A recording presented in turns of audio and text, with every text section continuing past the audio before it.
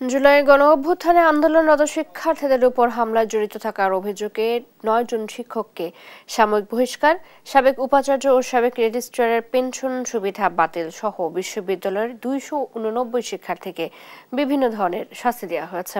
সোমবার দিবাগত রাত ৩টার দিকে বিশ্ববিদ্যালয়ের সিন্ডিকেট সভা শেষে এসব সিদ্ধান্তের কথা জানায় বিশ্ববিদ্যালয় কর্তৃপক্ষ। এর আগে সোমবার সকালে বিশ্ববিদ্যালয়ের নতুন প্রশাসনিক ভবনে সিন্ডিকেট সভা চলে। এ সময় জাহাঙ্গীরনগর বিশ্ববিদ্যালয়ের সাবেক উপাচার্য অধ্যাপক মোহাম্মদ নুরুল আলম ও সাবেক রেজিস্ট্রার আবু হাসানের পেনশন সুবিধা বাতিলের সিদ্ধান্ত নেওয়া হয়। শিক্ষার্থীদের উপর ছাত্রলীগ ও পুলিশি হামলায় সংশ্লিষ্টতার অভিযোগে ৯ জন শিক্ষককে সাময়িক বহিষ্কার করা হয়। এছাড়া হামলায় জড়িত বর্তমানে অধ্যয়নরত শিক্ষার্থীদের সাময়িক বহিষ্কার, ছাত্রত্ব শেষ হওয়াদের সনদ স্থগিত এবং পরীক্ষা ও ভাইভা শেষ হওয়াদের ফলাফল স্থগিত করা হয়েছে।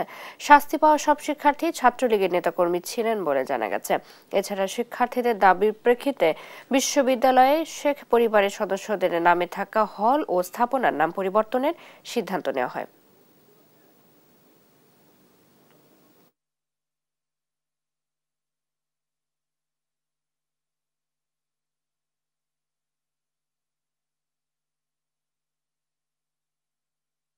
ছিল তাদের ক্ষেত্রে নিয়ম অনুযায়ী তাদের অপরাধ বিবেচনায় নিয়ে সাময়িক বহিষ্কার করা হয়েছে।